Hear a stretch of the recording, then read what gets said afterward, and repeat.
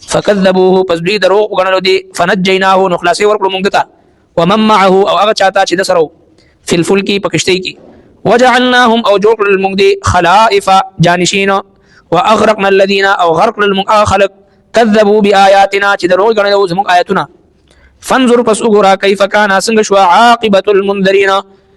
انجام دی ورول شو ثم بعثنا بيرول غلومغا من بعده پس دوینا رسلا پیغمبران الى قومهم دوی قومونو طرف ته فجاءوهم پس دوی الله طرف ته بالبينات روخان نخسرا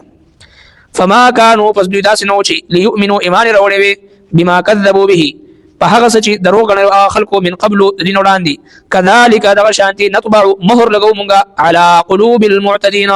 پزړونو د حد نه تیریدونکو فكذبوه دوی تکذیب وکړو نو چې کله د قوم طرف نه تکذیب راغی الله تبارک وتعالى فنجيناه ومن معه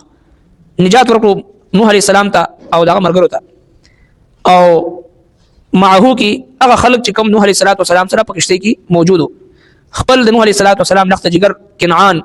نوح عليه السلام ته چې روخه جما سره یعنی غرق بشي او چې نه چې طوفان راشي نو زبا ورون ته وخجم زبا څنګه هلاکیږم چې کله هر طرف نه طوفان نوح شروع شو او دغه زوی د نوح عليه السلام په ډوبېدو باندې شو وی کته نوح عليه السلام چې خپل اولاد ډوبېږي لګیا دي ونادى نوح الرب اواز یو خپل رب ته یا ربي ان ابني من اهلي ازما رب دا خو ما زوی دې ازما د جګر ټوکړه دي ازما اهل دي وان وعدك الحق وانت احكم الحاكمين بشک استا وعده رښتینی ده او ته د ټول فیصله کوونکو نه لوی فیصله کوونکی ذاتي الله رب کائنات فرمایي چې یا نوح انه ليس من اهلك نوح عليه السلام دا استا اهل نه دي انه عمل غير صالح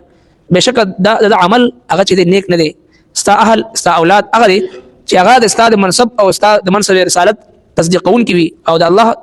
دوست وي د الله دشمن ني فلا تسالني ما ليس لك به علم زما محبوب پیغمبر ته د مبارکي د هغه سیس مبارک ته د علم نه ایمان سوال مکوا اني اعذك ان تكون من الجاهلين سختا به ملوش نوح عليه السلام ته نوح عليه السلام پس دا غینه رجوع فرمایل او پته ولګیدو چې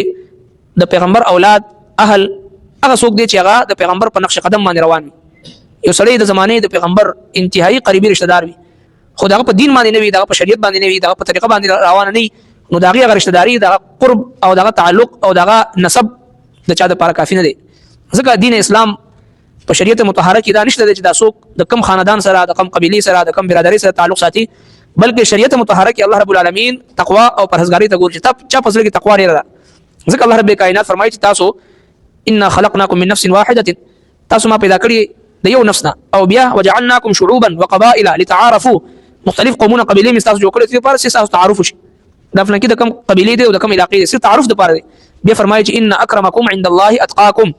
پتاسو کې د ټولو نه لوی عزت ولا انسان هغه چې پچا کې تقوا لري نو اسلام کې عزت وقار او دغه شانتي چې د بلندۍ ذریعہ او د عزت ذریعہ هغه خاندان قوم نسب او حسب دا نه دي بلکې تقوا ده ان اکرمکم عند الله اتقاکم الله رب کائنات دا ګوري چې د کم انسان په ځل کې څومره تقوا ده څومره خوف خدا ده څومره د الله یره ده چې د چا په ځل کې څومره زیات نه زیات د الله یره وي د الله رب العالمین په نظم هغه زیات تقوا ولا هغه زیات عزت ولا دي اگر چې هغه د حبشي نسل یو غلام ولې نه چې کله ایمان وروړي د قریش هغه لوی سرداران شاته پاتې شو هغه حضرت بلال حبشي رضی الله عنه چې ګرځي د مکی په کوڅو کې دغه د قدمونو احټو आवाज سید جنت هوري اوري خانه کعبه ته بره وخت په چت باندې ودرېږي اذان کوي مؤذن رسول جوړ شو اطول الناس اعناقا يوم القيامه پرز د قیامت د ټول نه لوی عزت ولا خلق هغه مؤذنین دا دومره چته مرتبه چې ملاوي کې دا د تقوا د وجه ملاوي دا د حسب او نسب او د خاندان او د قوم او د عهدي او د منصب د وجه نه بلکې ان اکرمکم عند الله اتقاکم نو هغه نسبی رشتہ د ویني رشتہ د جګر رشتہ د نوح عليه السلام زوی بچ نکړي شو الله رب کائنات فرمای فلا تسالني ما ليس لك به علم دا انه ليس من اهلك انه عمل غير صالح دا است اهل نه دي است اولاد نسبن است اولاد خو استاد منصب دا چې وارث نه دي ځکه دا عمل چې غیر صالح دي الله تبارک وتعالى فرمایي فانظر كيف كان عاقبه المنذرين وګوره انجام څنګه شو خلک چې کوم ويرول شو دوی نه یری انجام څنګه شو طوفان نوح کې دوی هلاک شو او پس دا غین الله تبارک وتعالى فرمایي چې نور پیغمبرانو غوړګلو او چې چا دغه انبیای کرامو تکذیب کوي کذالک نتبع على قلوب المعتدين مونږ دغه د حد نه تردونکو خلکو په ځلون باندې مهر